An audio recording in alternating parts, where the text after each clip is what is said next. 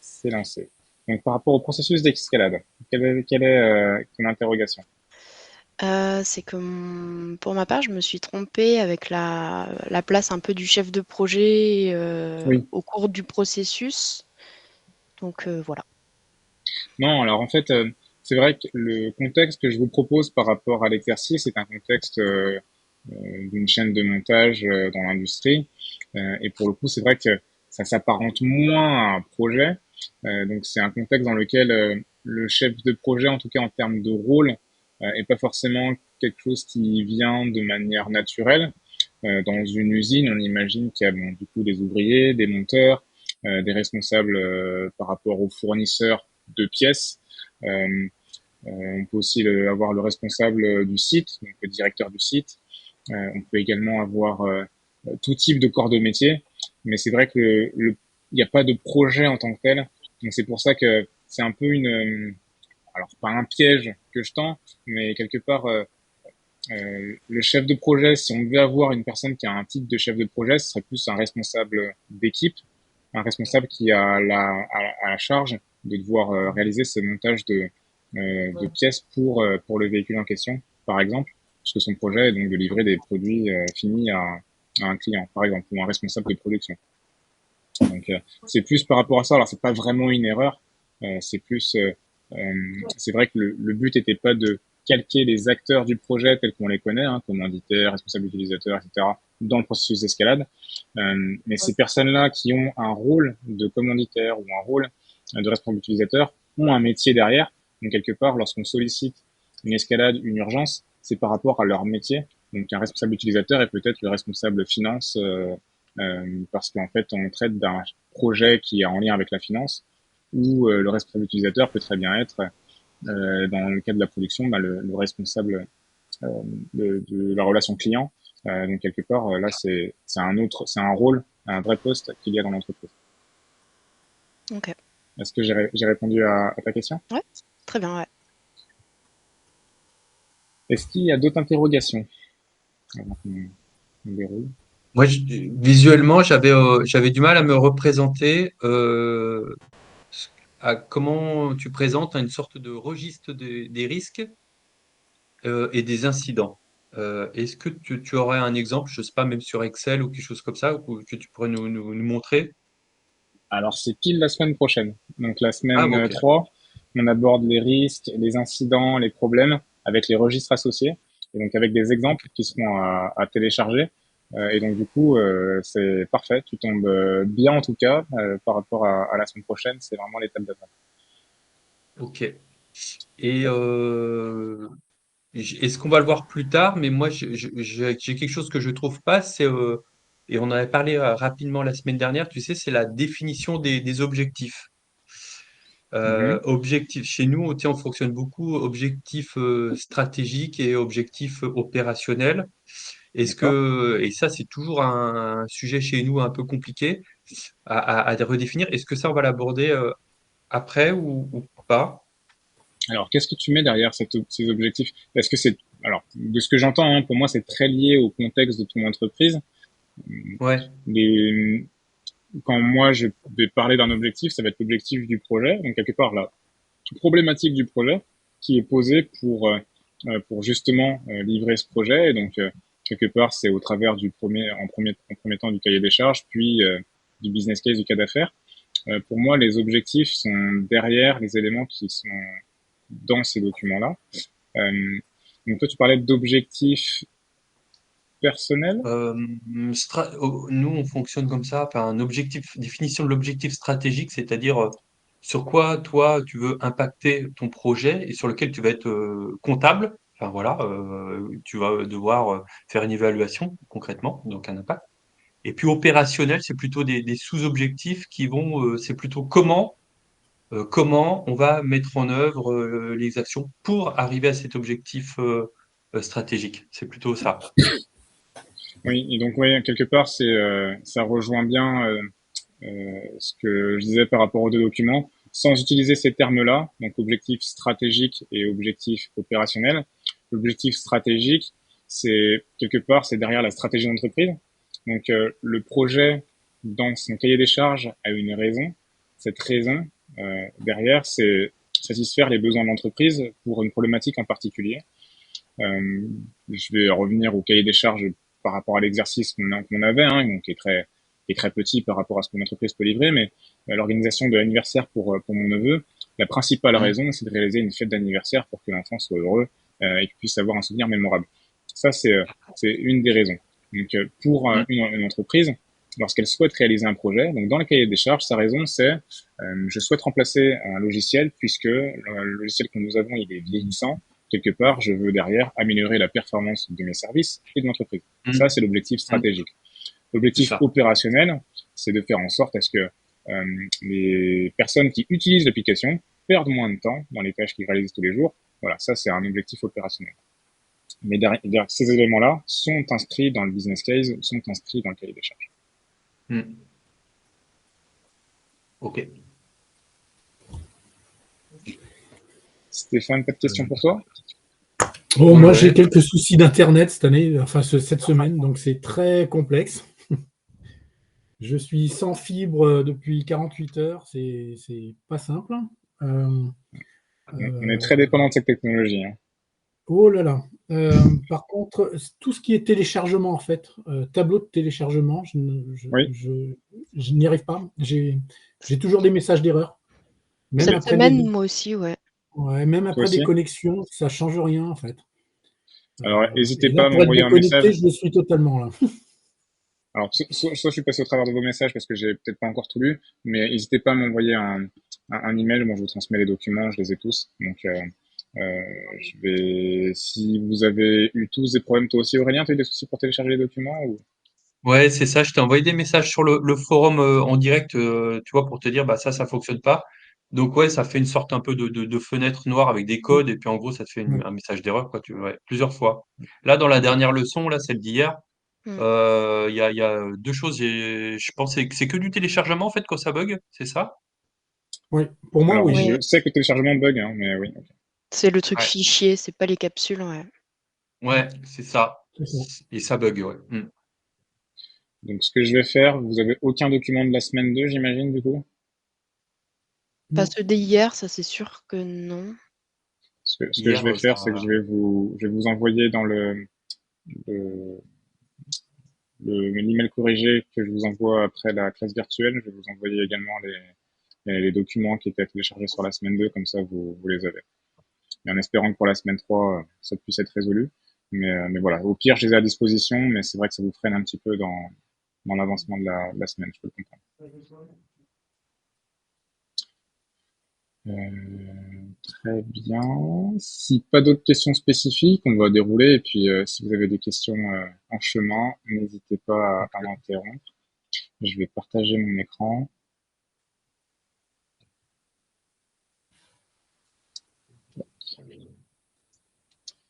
Est-ce que vous le voyez? Ouais.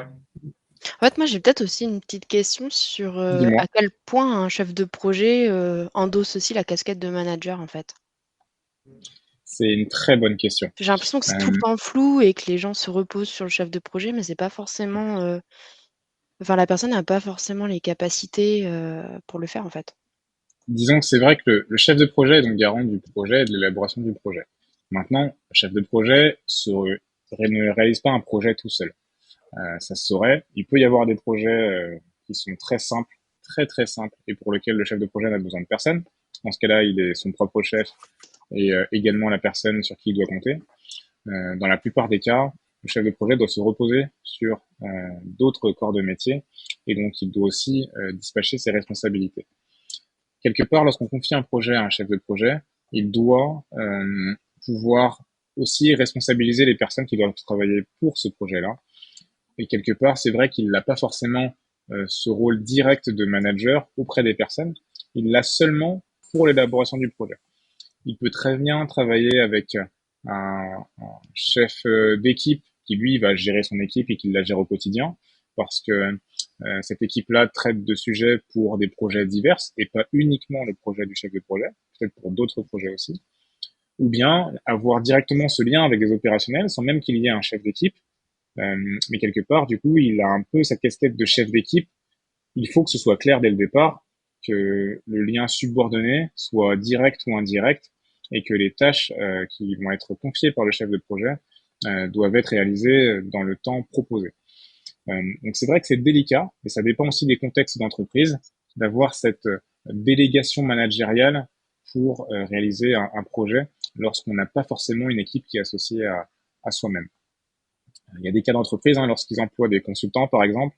Euh, je l'ai entendu, je l'ai pas vécu moi, euh, mais il est possible que le fait d'être externe consultant, par exemple, lorsque vous demandez à une personne interne de réaliser une activité par rapport au projet, qu'elle puisse être réfractaire, puisque vous avez une casquette d'externe.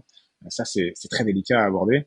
Euh, des personnes que vous devez pas tutoyer, mais vous voyez uniquement, alors que vous avez un lien hiérarchique qui est supérieur par rapport à votre position. Là aussi, c'est des contextes qui sont délicats. Pour pouvoir un petit peu chanter et pouvoir aussi avancer dans cette perspective, il faut tout remettre dans les mains des personnes qui vous ont employé, en tout cas qui vous ont demandé votre présence, pour en fait dire, mais voilà, je suis chef de projet, moi j'ai besoin de vos équipes. Maintenant, si vos équipes ne veulent pas travailler, moi tout seul, je ne peux pas réaliser les tâches. Je suis chef de projet, je suis là pour organiser les activités. Maintenant, si on me donne pas les clés pour y arriver, je ne peux pas le faire. C'est un peu ce que je dis souvent, hein, aux apprenants et aux personnes qui aimeraient en savoir plus sur la gestion de projet. Le chef de projet n'est pas responsable de tout. Ça, c'est quelque chose que tu dois garder en tête, que vous devez garder en tête tous. Le chef de projet a sa responsabilité dans la coordination, dans l'organisation. Maintenant, si le projet ne se réalise pas pour une quelque raison, il faut pouvoir l'inscrire dans un incident, dans un problème. Donc ça, c'est en effet la semaine prochaine. Mais quelque part, si c'est inscrit ou un risque est inscrit, derrière un risque, un incident, il y a un responsable. Et donc c'est cette personne-là qui est responsable de son problème, de son incident. Et quelque part, le chef de projet est responsable de l'avoir inscrit. Maintenant, tout n'est pas sur la faute du chef de projet. C'est ce qu'il faut comprendre aussi.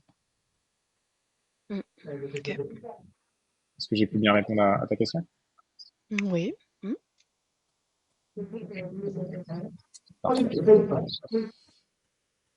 Sur cette semaine, on a abordé la partie structure du projet. Donc un projet qui est divisé en plusieurs phases. Donc, généralement une phase d'initiation, une phase d'exécution, une phase de clôture. Vous allez peut-être voir d'autres chefs de projet qui proposent de diviser un projet en 4 phases ou 5 phases, avec une phase de design, une phase d'architecture, une phase de planification. Mais quelque part, les phases que je viens de vous dire vont forcément rentrer soit dans l'initiation, soit dans l'exécution. Quelque part, l'idée est d'avoir un minimum de phases pour se dire, là, je suis vraiment au début du projet. Mon objectif, c'est de réaliser mon business case, etc. Là, je suis dans la phase d'exécution, donc je suis dans le faire, je suis dans la réalisation, je suis dans les livrables. Donc, quelque part, je produis le projet. Et la clôture, qui est vraiment là pour faire la jonction avec l'initiation et se dire, OK, voilà ce qui a été proposé de faire, voilà ce qui a été réalisé, et comment ça a été fait et avec quelle expérience.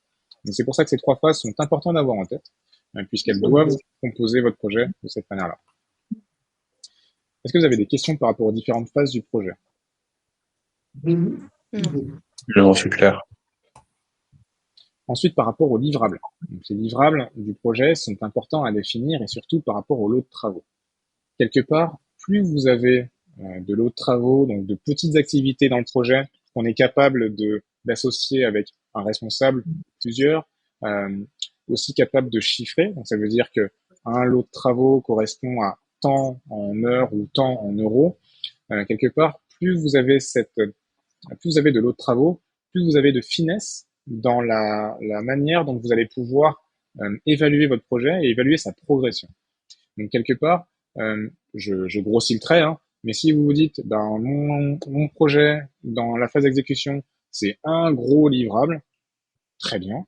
Mais du coup, lorsque vous faites vos revues chaque mois, chaque semaine, ben vous en êtes tout par rapport à ce gros livrable. Ça va être plus compliqué à extirper que de se dire, ben en fait, dans mon projet, j'ai peut-être 2 ou 3 gros livrables que je vais diviser chacun en peut-être une dizaine de tâches. Peut-être que c'est possible, peut-être pas. Hein, peut-être qu'il y a un des livrables qui va être divisé en 2 lots de travaux. Et dans ce cas-là, vous êtes capable de vous dire, OK, ma phase d'exécution compose 20 lots de travaux. Et quelque part, si j'en ai fait 5 sur 20, et ben je suis à 20% de réalisation de mon projet. Donc vous êtes capable de vous dire, voilà, j'ai avancé de 20%, il y a 20% qui est terminé, je reviens pas en arrière. Ce qui a été consommé, je suis capable de dire combien a été consommé pour le projet et du coup, où est-ce que j'en suis par rapport à la consommation de mon budget.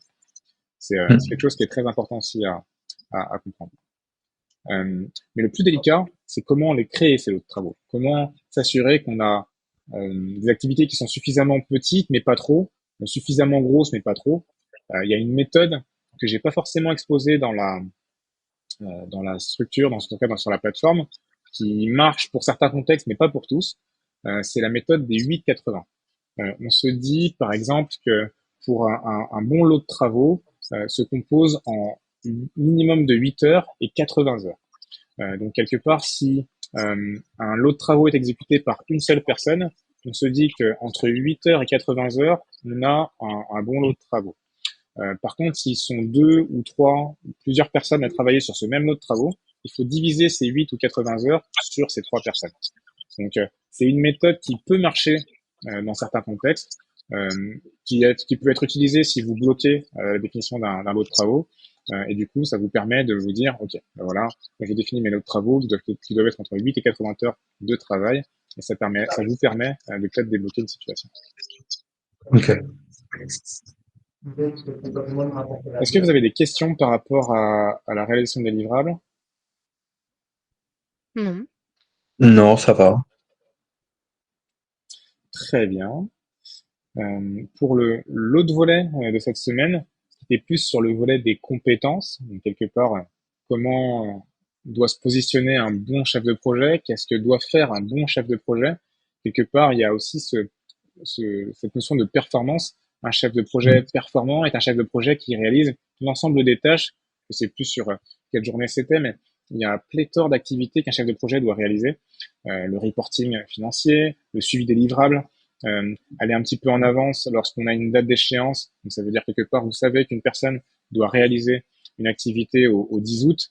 En effet, vous n'allez pas attendre le 10 août pour aller toquer à sa porte et savoir, alors, tu as bien fini?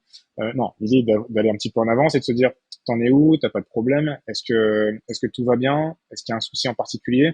Le fait d'être proactif par rapport à la récupération des informations vous permet d'avoir un peu plus de maîtrise et d'anticiper aussi les choses et les événements. Surtout si le livrable en question est très important.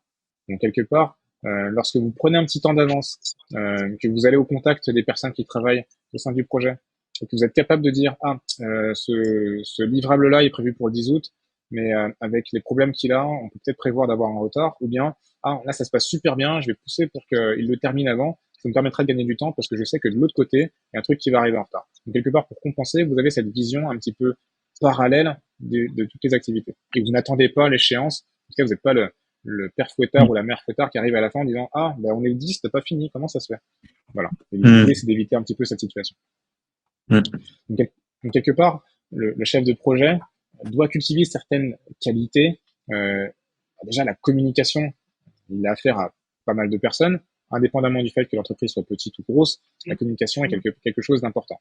Il faut pouvoir avoir une communication claire, suffisamment concise, avec peut-être des références. Donc, par exemple, sur votre planning de projet, vous avez ces lots de travaux, vous pouvez les nommer en disant, voilà, pour le lot de travail, le livrable A, j'ai 3 lots de travail, le A1, le A2, le A3. C'est clair pour tout le monde, c'est marqué sur votre planning. Même si les personnes n'ont pas forcément connaissance du contenu du livrable, le fait que vous dites dans une communication, nous avons terminé le A1, le A2, ok, les gens ils savent, ok, je sais, j'ai vu son planning la dernière fois, voilà, je sais qu'il y a trois livrables, il en restera un, c'est clair pour tout le monde. La réactivité, là c'est aussi quelque chose de très important et pas toujours simple, mais en fonction des personnes avec qui vous communiquez, il est très important de pouvoir être réactif. Votre commanditaire, par exemple, est un décisionnaire ultime. Donc, on l'a vu la semaine dernière.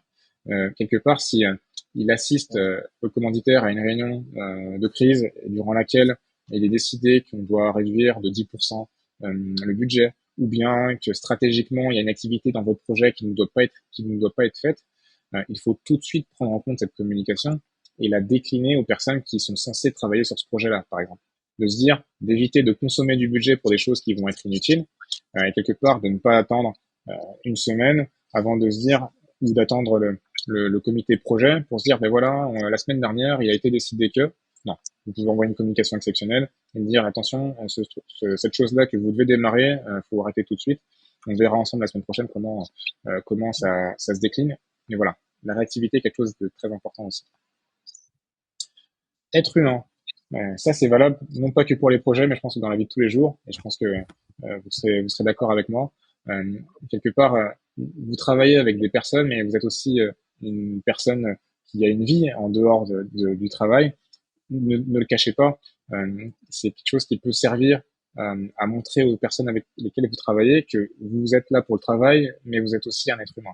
On passe énormément de temps pour le travail, plus de temps au travail que chez soi, lorsqu'on ne fait pas de télétravail bien sûr, mais en tout cas plus de temps à réaliser des tâches pour le travail qu'autre chose. Donc quelque part, c'est important de pouvoir aussi associer dans son monde de travail, dans son contexte de projet, une part humaine. C'est tout bête. Euh, vous attendez un enfant, vous assistez à un anniversaire qui s'est mal passé, euh, pour en rire ou pour briser la glace ou pour simplement sortir du contexte, c'est bien parfois d'ajouter une petite anecdote qui vont permettre aux personnes que vous avez en face de vous de comprendre que vous aussi, en fait, vous avez une vie. C'est important de savoir. Qu'ils ne vous associent pas, pardon, uniquement à un projet, à un chef, etc., etc. L'organisation, donc là, un petit peu comme qualité aussi, savoir bien planifier ses activités dans le calendrier. Donc c'est quelque chose sur lequel je reviens pas mal de fois. C'est quelque chose qui est aussi important. Donc l'organisation est l'activité ultime, en tout cas l'activité la principale pour un chef de projet. Donc savoir s'organiser, savoir quand démarre une activité, quand elle se termine, et du coup avoir bien connaissance de son projet, et sans avoir à devoir piocher dans des documents pour se dire ah attends ce truc-là doit démarrer quelque part, mais il faut que je regarde à chaque fois. Bon, vous avez connaissance de votre projet, c'est vous le chef, le chef d'orchestre, pardon. Vous avez la connaissance de vos sujets. Quelque part, c'est quelque chose qui est appréciable à avoir. Les gens vont se tourner vers vous pour comprendre le projet, donc quelque part, l'organisation est quelque chose qui doit en découler. Et pour fédérer de manière harmonieuse, quelque part, donc avec le sens humain, ça va de pair, créer du lien, célébrer les succès. On parle beaucoup des problèmes, d'échecs, d'incidents, ce qui est normal. L'entreprise a besoin de savoir ce qui ne va pas pour les résoudre. Mais c'est toujours bien aussi, aussi petit soit-il, de mettre en avant les bonnes réalisations, les choses qui se sont bien réalisées. Quelque part, une échéance importante qui se fait dans le projet, même si elle est en retard, quelque part, vous dites, OK, voilà, là, on avance, on est à 50% d'exécution du projet. Donc voilà, la suite, les différentes étapes, c'est ça. Mais je remercie telle personne et telle personne pour leur contribution. On se donne rendez-vous pour la prochaine échéance, telle date pour telle activité. Donc célébrer le succès, ça peut être un simple email, comme je viens de vous dire, et on peut se dire aussi qu'à la fin du projet, vous avez cette petite part dans le budget qui permet de dire, voilà, le projet s'est bien réalisé, on a tous collaboré ensemble, les choses se sont globalement bien passées, même si ça reste un petit déj ou un repas au resto, c'est quelque chose qui peut se faire. Mais il faut aussi savoir mettre de la mesure. Donc, quelque part, de pas faire un resto à chaque fois qu'un livrable est fait, mais plutôt de mettre. Enfin, ça dépend après du budget que vous avez dans votre projet, hein. Mais quelque part de mettre une certaine mesure pour que les gens puissent comprendre le degré d'importance des différentes activités. Tout ça contribue à avoir une culture positive, une atmosphère positive dans le projet. Et lorsqu'on a une atmosphère positive, ça donne envie de travailler dans le projet. Voilà ce que je voulais vous proposer pour cette semaine 2. Je ne sais pas si vous avez tout parcouru encore. Je ne sais pas si vous avez des questions, des remarques par rapport à ce que je viens de vous dire. Non, c'est clair. Pour l'instant, ouais, c'est clair, ça va, pas de souci particulier. Très bien. La semaine prochaine, donc du coup, Aurélien t'a spoilé. On va traiter de l'anticipation, de la proactivité, donc du coup des risques, des incidents, des problèmes, des différentes méthodes pour traiter un problème. Et quelque part, c'est ce qui aide dans le quotidien, en tout cas dans le jalonnement du projet, à travailler de manière efficace. Donc ça s'inscrit concrètement dans une des activités que le chef de projet doit réaliser. Et je pense qu'elle était déjà inscrite cette semaine dans les différentes tâches que le chef de projet doit suivre quotidiennement. Mais là, vous aurez un peu plus de détails. Et du coup, je vous invite à bien vous reposer pour bien assimiler ces différentes missions. Si ça vous va. Nickel, parfait. Ouais. Super. Pas de questions en particulier? Non.